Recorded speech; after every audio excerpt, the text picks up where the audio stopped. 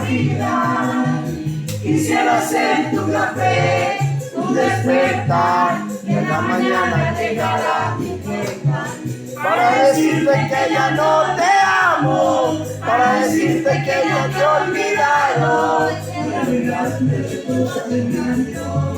y asegurarte que ya no te extraño, y te diría que ya no me duele, y sentirme culpable de tu llanto. Quisiera que me amaras locamente, para que sepas cómo te he dejado estar en tu lugar y tú en el mío, para que sepas cómo quemo el frío, el sentimiento de esta tristeza, fuera de tu dolor y dolor si ya tú no me quieres, cuál amor si ya tú no me amas.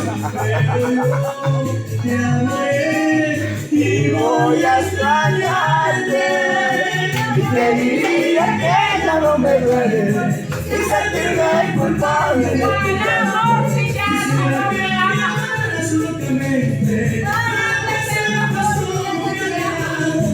Estar en tu lugar y tú en el mío, para que sepas cómo quema el frío, el sentimiento de esta tristeza.